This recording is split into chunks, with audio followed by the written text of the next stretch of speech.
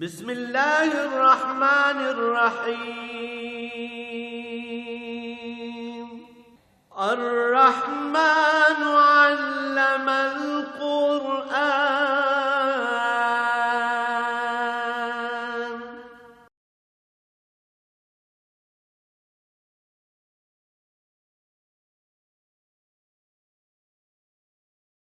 الحمد للہ رب العالمین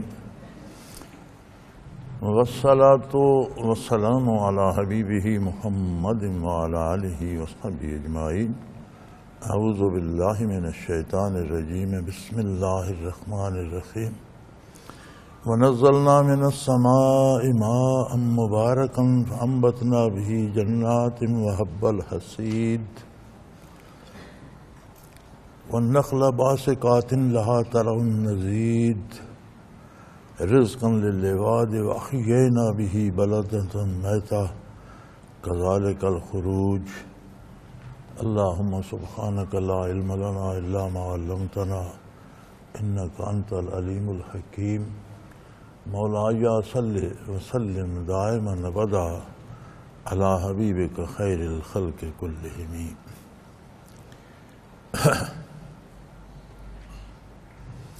وَنَزَّلْنَا مِنَ السَّمَاءِ مَاءً مُبَارَكًا فرما ہم بلندیوں سے آسمانوں کی طرف سے بابرکت پانی نازل فرماتے ہیں، یعنی بارشیں برستی ہیں۔ وَأَنبَتْنَا بِهِ جَنَّاتٍ وَحَبَّ الْحَصِيدِ اور پھر اس کے سبب سے باغات سیراب ہوتے ہیں، کھیتیاں اور غلے اگتے ہیں۔ وہ جو کافروں کا سوال تھا کہ جب مر کے مٹی ہو جائیں گے تو کیسے دوبارہ زندہ ہوں گے، تو فرمایا یہ سارا سبزہ، یہ کھیتیاں، یہ فصلیں، یہ درخت، یہ پھل خزاں آتی ہے تو سارے سوکھ کر گل سڑ کر مٹی ہو جاتے ہیں۔ اللہ کریم ابر کرم برساتے ہیں، پھر بارشیں ہوتی ہیں، پھر ویسے ہی درخت، ویسے ہی کھیتیاں، وہی غلہ، وہی پھل انہی خاکی ذرات سے بن کر پھر آ جاتے ہیں۔ کوئی کبھی کسی کو غلطی نہیں لگتی کہ بیر پر کھجور کا پھل آ جائے یا کھجور پر انار کا پھل آ جائے یا کسی درخت کے ساتھ کسی دوسرے کا پتا آ جائے یا ان میں کوئی کمی ہو جائے۔ وَالنَّخْلَ بَاسِقَاتٍ لَهَا طَلْعٌ نَضِيدٌ لمبی لمبی کھجوریں، بڑے بڑے درخت اور خوب گندے ہوئے گچھے، یعنی اگر ان کو آپ پہلے دیکھیں تو پتہ چلتا ہے کتنا بڑا درخت ہے، کتنے عجیب و غریب پھل ہیں، کتنے گھنے پتے ہیں، کس طرح کی شاخیں ہیں۔ وہ جب سوکھتے ہیں، خزاں آتی ہے تو ٹنڈ منڈ ہو جاتے ہیں، کچھ نہیں رہتا، اور ہر چیز جو ان سے گرتی ہے وہ خاک کی خوراک بن جاتی ہے، مٹی بن جاتی ہے، ذرات میں تبدیل ہو جاتی ہے۔ پھر اللہ کریم جب بارش برساتے ہیں تو پھر وہ سب چیزیں بحال ہو جاتی ہیں، درختوں پہ پتے بھی آ جاتے ہیں، سبزہ بھی اگاتا ہے زمین سے، فصلیں بھی اگاتی ہیں، اور اسی طرح کے خوبصورت پھل، گچھوں کے گچھے پھر آ جاتے ہیں۔ تو یہ سارے تو مٹی ہو گئے تھے، مٹی سے ہر چیز پھر بن گئی، اگر تمہارے وجود خاک ہو جائیں گے تو پھر اسی طرح بن جائیں گے۔ رزقا للعباد واحیانا بہ بلدۃ میتا، یہ چیزیں ساری میرے بندوں کی، میرے مخلوق کی غذا بنتی ہیں۔ انسانی ضروریات کی تکمیل کے لیے زراعت بنیادی چیز ہے۔ ہر آدمی اچھا یا برا ایک الگ بات ہے، لیکن کھانے کے بغیر اس کی بسر نہیں ہوتی، ہر آدمی کھانے کا محتاج ہے۔ تو فرمایا یہ کھانا کہاں سے آتا ہے، کتنا رزق کھاتے ہو، کتنا غلہ کھاتے ہو، کتنا بھوسا جانوروں کو ڈالتے ہو، جو بچتا ہے وہ پھر خاک ہو جاتا ہے۔ لیکن اللہ کریم جب بارش برساتے ہیں ہر چیز پھر سے اتنی ہی اگاتی ہے۔ آج تک جو پھل اگے زمین سے، جو لوگوں نے کھائے، جو واپس گل سڑ گئے، جتنا غلہ اگا زمین سے، کھیتیاں اگیں، بھوسا نکلا، کہیں زمین میں کوئی کمی آئی ہے؟ اندازہ کریں کہ کتنا روزانہ کا خرچ ہے۔ 6 کھرب انسانی آبادی ہے، 6 کھرب لوگ صبح و شام کتنا کنزیوم کرتے ہوں، کتنا کھا جاتے ہیں، ختم ہو جاتے ہیں۔ غلوں کے گودام خالی ہو جاتے ہیں، گھروں میں گودام خالی ہو جاتے ہیں، زمین کے سینے پہ کچھ بھی نہیں ہوتا، اجاڑ زمین پڑی ہوتی ہے۔ فرمائے ایک بارش کی بات ہے، اللہ کریم ساری چیزیں وہ بحال کر دیتے ہیں۔ اور کمال ہے کہ کتنے پھل، کتنا غلہ انسان نے خرچ کر لیا، کھا گئے، واپس زمین میں نہیں جاتا، لیکن زمین سے پھر انہیں اگاتا ہے۔ زمین میں بھی کوئی گڑھا نہیں پڑتا، کوئی کمی نہیں ہوتی، کوئی اس کا حجم کم نہیں ہوتا۔ اور یہ مخلوق کی روزی ہم بناتے ہیں، اور ان بارشوں سے مردہ زمین میں حیات کی، زندگی کی لہر دوڑ جاتی ہے۔ ایک ایک تنکے میں حیات ہے نا، جب حیات نہیں رہتی سوکھ جاتا ہے، گل سڑ کے مٹی ہو جاتا ہے۔ اسی خاک سے پھر اسی کو ہم زندہ کر دیتے ہیں۔ کذالک الخروج، اے نسل انسانی، اسی طرح تمہیں بھی دوبارہ زندہ کر دے گا۔ تم مر جاؤ گے، تمہارا وجود گل سڑ جائے گا، خاک ہو جاؤ گے، مٹی ہو جاؤ گے، ہڈیاں مٹی ہو جائیں گی، گوشت پوش مٹی ہو جائے گا، لیکن جب وہ چاہے گا تو یہ تو تمہارے سامنے ہے، روزانہ چیزیں گل سڑ کر مٹی ہو رہی ہیں، پھر نئی پیدا ہو رہی ہیں۔ اور یہ جو تم انکار کرتے ہو، کوئی یہ نئی بات نہیں، پہلے بھی لوگ انکار کرتے آئے ہیں، لیکن تھوڑی سی نگاہ عبرت ڈالو ان کے حالات پر اور دیکھو کہ عظمت الہی کے انکار کا نتیجہ کیا ہوا۔ کذبت قبلہم قوم نوح، ان لوگوں سے پہلے نوح علیہ السلام کی قوم نے انکار کیا تھا، دیکھا ان کا کیا حشر ہوا، اس انکار کا نتیجہ دنیا میں کیا نکلا۔ کفر تو خیر بہت بڑا ظلم ہے، کافر نبی ہو، مسلمان بھی ہو، ہر برائی، ہر گناہ اپنا ایک اثر رکھتا ہے۔ ایک اثر تو اس کا یہ ہے کہ اللہ کی نافرمانی ہے اور اللہ کی بارگاہ میں جرم ہے اور وہ سزا ملے گی اگر توبہ نہیں کرتا تو، لیکن ایک اثر اس کا روزمرہ کی عملی زندگی پر بھی پڑتا ہے۔ گناہ کرنے سے آپ کی روزمرہ کی زندگی بھی خراب ہوتی ہے، تباہ ہوتی ہے، ہر گناہ کی نحوست ہوتی ہے، مزاج میں بھی خرابی پیدا کرتی ہے، دل کو سیاہ کرتی ہے اور حالات کو بھی خراب کرتی ہے،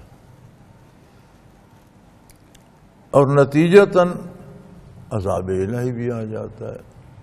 یہ تو بعثت نبی کریم صلی اللہ علیہ وسلم کی برکت ہے کہ آپ صلی اللہ علیہ وسلم نے فرمایا کہ جب سے میں دنیا میں آیا تو میری وجہ سے عمومی عذاب اللہ نے سب پر معاف کر دیے۔ جو پہلے قوموں کی قومیں غرق ہو جاتی تھیں، زمین میں غرق ہو جاتی تھیں، پانی میں غرق ہو جاتی تھیں، آندھیوں میں مر جاتی تھیں، آسمانوں سے آگ تک برسی، پتھر برسائے گئے قوموں پر آسمانوں سے، تو وہ جو عمومی عذاب تھا وہ تو بعثت علی کے تو فعل ختم ہو گیا، اور آپ کی بعثت کے بعد اس طرح کوئی کافر قوم بھی غرق نہیں ہوئی، لیکن اس کے جو اثرات مزاج پر، روزمرہ زندگی پر، خاندانی حالات پر، گھروں پر، معاملات پر پڑتے ہیں، ہم محسوس نہیں کرتے، وہ ہمیں بڑا پریشان کرتے ہیں۔ آپ دیکھ لیجئے آج اگر عید ایسا ہے کہ لوگ گناہ کو گناہ نہیں سمجھتے، بڑی دلیری سے کرتے ہیں، تو کوئی ایسا گھر ہے جس میں جھگڑا نہیں ہے؟ کوئی ایسا خاندان ہے جس میں لڑائیاں نہیں ہو رہی؟ کوئی ایسا شہر ہے جس میں امن ہے؟ کوئی ایسا گوشہ ہے جہاں دہشت گردی نہیں ہو رہی؟ کوئی ایسا گلی کوچہ ہے جہاں ڈاکہ نہیں ہو رہا، قتل عام نہیں ہو رہا، لوگوں کو مارا نہیں جا رہا؟ یہ سب کیا ہے؟ یہ اللہ کا عذاب ہے اور ہمارے کردار کے یہ نتائج اور پھل ہیں۔ تو فرمایا پہلے بھی لوگ، اب انکار دو طرح سے ہے۔ ایک انکار تو یہ ہے کہ بندہ کافر ہو گیا، مانتے ہی نہیں ہوں۔ ایک انکار کا انداز یہ بھی ہے کہ سنا ہے جی، مانتے بھی ہیں ہم مسلمان ہیں، لیکن عمل نہیں کریں گے، حکم کی تعمیل نہیں ہوگی۔ اگر قرآن نے سود کو حرام قرار دیا ہے تو ہم سود کا نام منافع رکھ لیں گے، چھوڑیں گے نہیں۔ یہ جو اس طرح کے ہمارے کردار ہیں، مانتے ہیں جی نماز ضروری ہے، مجھے فرصت نہیں ملتی، طبیعت ٹھیک نہیں ہے۔ عجیب بات ہے، ابھی کیسا مانتے ہیں جب آپ اس پر عمل نہیں کرتے؟ تو یہ کون سا ماننا ہے؟ تو یہ اس کے نتائج آتے رہتے ہیں۔ کذبت قبلہم قوم نوح واصحاب الرس وثمود۔ ان لوگوں سے پہلے نوح علیہ السلام کی قوم نے انکار کیا تھا، اس کے نتائج انہوں نے بھگتے۔ صالح علیہ السلام کی قوم نے اصحاب الرس و سمود، سمود صالح علیہ السلام کی قوم تھی جو غرق تباہ ہوئے۔ اصحاب الرس جب قوم تباہ ہو گئی تو صالح علیہ السلام نے وہ جگہ چھوڑ دی اور جہاں جا کر ٹھہرے وہاں ایک کچا کنواں تھا۔ جو لوگ مسلمان تھے، آپ کے ساتھ تھے، تھوڑے یا بہت تھے، وہ آپ کے ساتھ وہاں سے ہجرت کر گئے اور وہاں جا کر ٹھہرے۔ تو وہ کچا کنواں جو تھا اسے کنویں کو رس کہتے ہیں، اصحاب الرس سے اس کچے کنویں پر ٹھہرنے والے۔ وہیں صالح علیہ السلام کا وصال ہوا، موت نے آ لیا تو اس جگہ کا نام پڑ گیا حضر موت۔ میرا خیال ہے ابھی تک بھی وہ حضر موت نام کی جگہ ہے، جہاں حضر موت نام اسی وقت پڑا تھا جب صالح علیہ السلام کا وصال وہاں ہوا اور انہیں موت آئی۔ تو وہ پہلے تو اسے رس کہتے تھے، کچا کنواں تھا، پھر حضر موت اس کا نام پڑ گیا۔ تو صالح علیہ السلام کی قوم نے معجزات مانگے، معجزہ ظاہر ہوا، پھر انہوں نے انکار کیا، باز نہ آئے، تباہ ہو گئے۔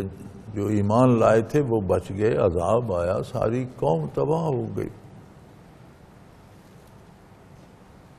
انہوں نے معجزہ طلب کیا تھا کہ جی یہ جو بڑا سارا پتھر ہے اس میں سے سانڈنی نکلے، وہ سانڈنی گابن بھی ہو، پھر وہ بچہ دے۔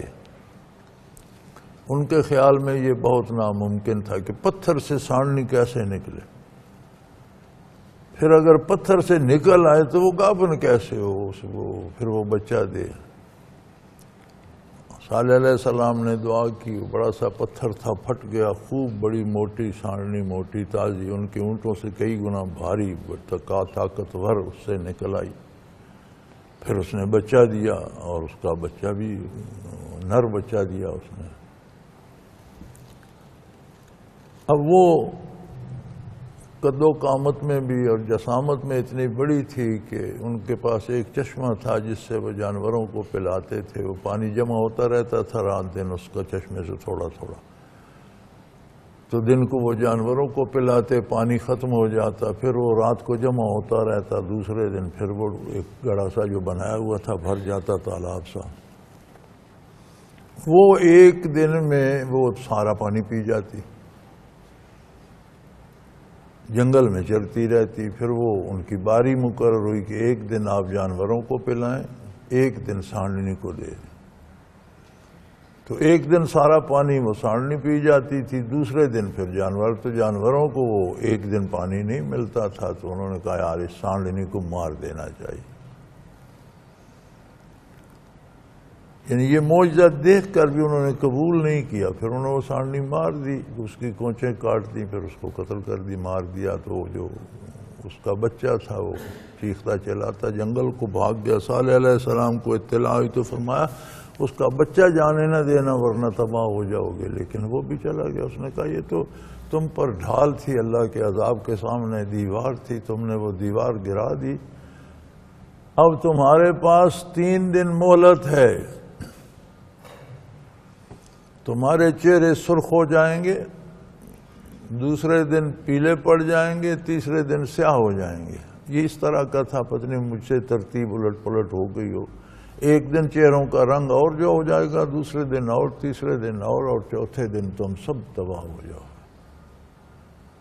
پھر بڑے چیخے چلائے، بھاگے دوڑے، جب چہرے بدلنے لگے، رنگ بدلنے لگے تو پھر بڑے بھاگے دوڑے، لیکن پھر کیا ہو سکتا تھا، تباہ ہو گئے۔ جو ایمان رکھتے تھے وہ بچ گئے، صالح علیہ السلام کے ساتھ ہجرت کی، اصحاب رس کہلائے۔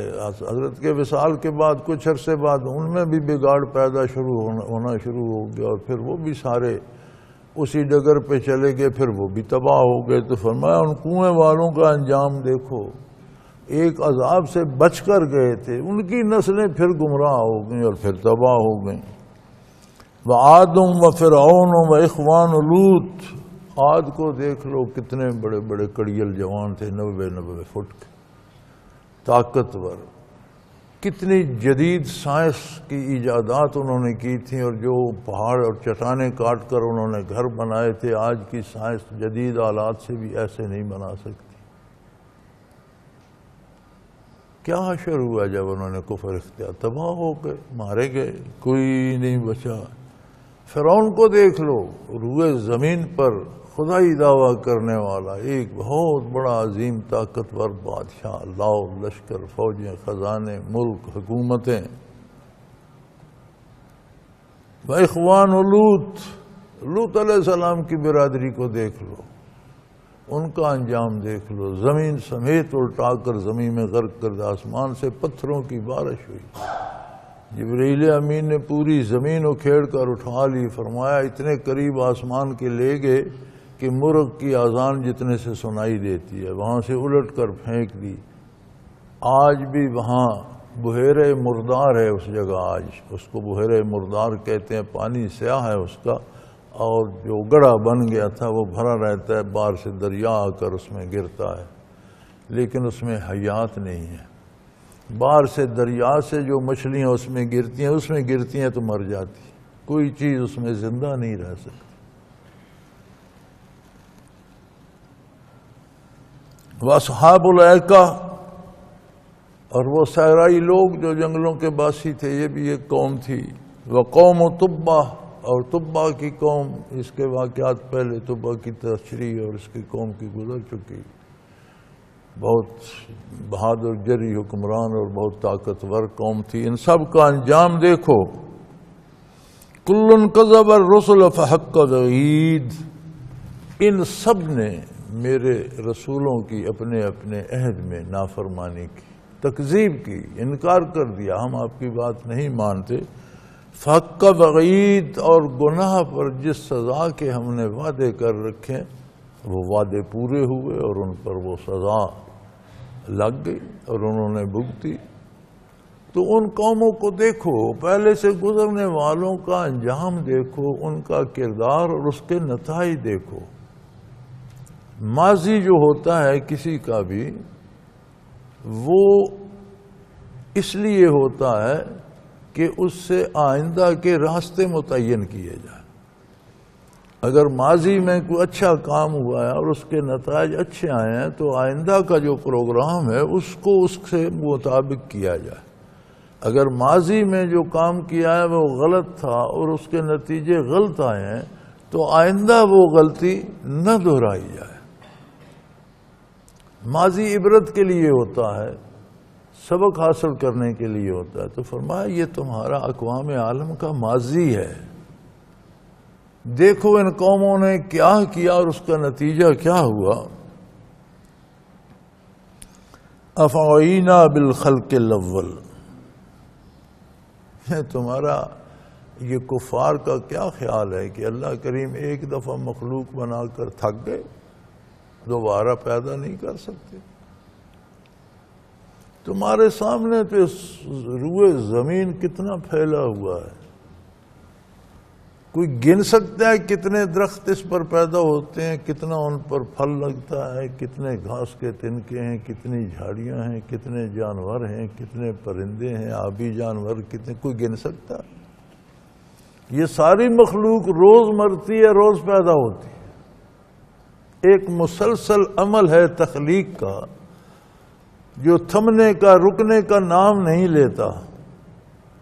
تو کیا صرف انسان کو ایک بار پیدا کر کے اللہ کریم تھک گئے، دوبارہ پیدا نہیں کر سکتے؟ یہ ساری مخلوق کا سائیکل تو چل رہا ہے، انسانوں کا بھی چل رہا ہے، مر بھی رہے ہیں، پیدا بھی ہو رہے ہیں، یعنی ایک جگہ تخلیق رک تو نہیں گئی۔ کھربوں انسان ہیں، وہ مر بھی رہے ہیں، پیدا بھی ہو رہے ہیں۔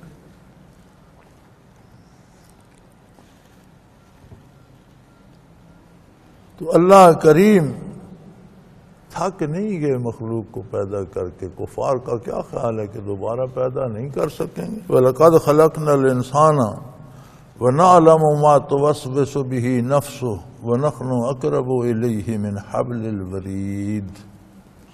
ہم انسان کے خالق ہیں، ہم نے انسان کو پیدا کیا ہے، اس میں خوبیاں، خامیاں، اچھے اوصاف، بری صفتیں، بھلائیاں، کمزوریاں، خوبصورتی، بدصورتی، یہ بنانے والے کو سب سے زیادہ پتہ ہوتا ہے کہ وہ اپنے ہاتھوں سے اس میں رکھتا ہے۔ تصویر جو بناتا ہے وہ برش اور رنگ اس کے ہاتھ میں ہوتے ہیں، اور اسے پتہ ہوتا ہے کہ کہاں سرخ رنگ لگانا ہے، کہاں پیلا، کہاں نیلا، کہاں سیاہ، کہاں کتنا لگانا ہے، کتنا کم کرنا ہے، کیسے یہ حسین بنے گی۔ کوئی مشین ایجاد کرتا ہے تو اس کی خوبی، خامی اسے پتہ ہوتی ہے کہ اس طرح چلے گی ٹھیک رہے گی، ایسے ہوگا تو ٹوٹ پھوٹ جائے گی۔ جس نے کائنات بنائی، جس نے انسان کو پیدا کیا، انسان کی ساری خوبیاں، خامیاں وہ جانتا ہے۔ فرمایا ہم جانتے ہیں کہ جب اس کے عناصر اربع ملتے ہیں، مٹی، پانی، آگ، ہوا جب ملتے ہیں تو ان سے نفس پیدا ہوتا ہے، تو یہ 5 اجزاء ہو جاتے ہیں۔ نفس ایک نظر نہ آنے والی چیز جو ان سے مل کر ایک کیفیات سے بنتی ہے، وہ چونکہ اب ان مادی اجزاء سے بنتا ہے تو اس کا دھیان یا رجوع یا اس کی رسائی مادے تک ہوتی ہے، تو وہ مادی لذات کی طرف بھاگتا ہے۔ تو فرمایا ہم نے تو انسان کو ہم پیدا فرماتے ہیں اور جانتے ہیں کہ اس کا نفس اسے کیا وسوسے ڈالتا رہتا ہے، یہ ہمیں پتہ ہے۔ ہم نے خود نفس بھی ہم نے بنایا، یہی تو مقابلہ ہے، ہماری مانتا ہے یا نفس کی مانتا ہے۔ پھر نفس کے ساتھ ایک شیطان بھی لگ جاتا ہے، وہ نفس کو سکھاتا ہے، نفس انسان کو سکھاتا ہے، یہ پیسے لوٹ لو، یہاں سے رشوت لے لو، اس بندے کو قتل کر دو، اس کی زمین پہ قبضہ کر لو، اس کی عزت اجاڑ دو۔ اور فرمایا زندگی کی بنیاد ہے رگ حیات، جسے شاہ رگ کہتے ہیں، یعنی انسانی حیات کا قریب تر عمل، اہم تر جو حصہ ہے وہ شاہ رگ ہے۔ فرمایا ہم شاہ رگ سے بھی اس کے قریب ہیں۔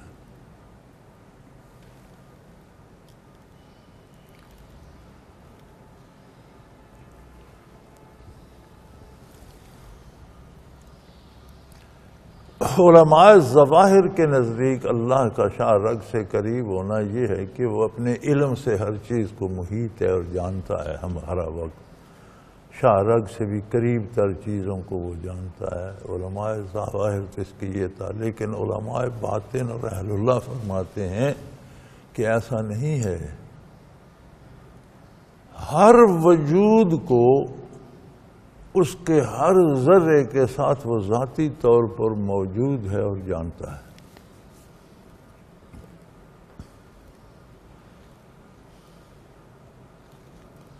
ہست رب الناس را با جان ناس،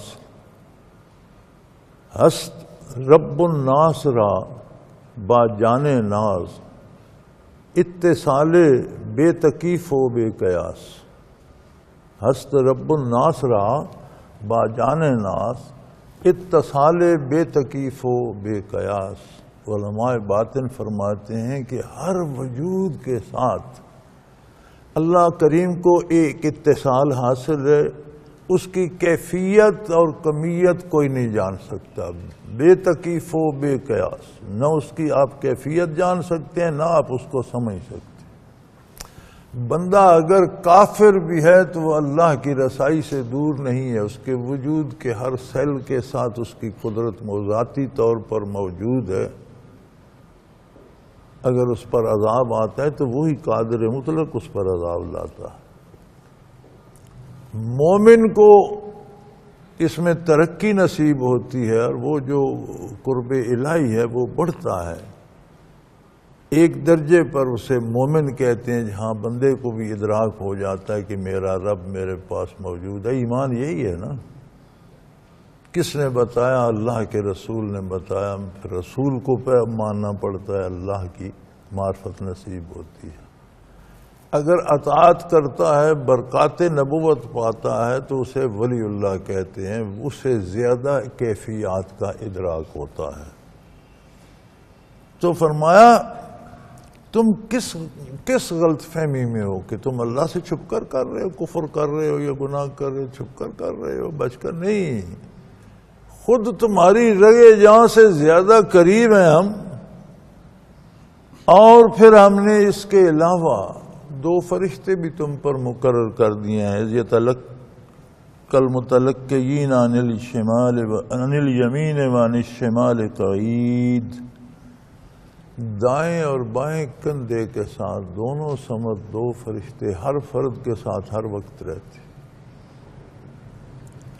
سارا کردار اس کا لمحے لمحے کا لکھا جاتا ہے، جھوٹ بولتا ہے لکھ لیا جاتا ہے، سچی بات کہتا ہے لکھ لی جاتی ہے، گالی دیتا ہے لکھی جاتی ہے، دعا دیتا ہے لکھی جاتی ہے۔ ما یلفظ من قول الا لدیہ رقیب عتید، اس کے منہ سے کوئی لفظ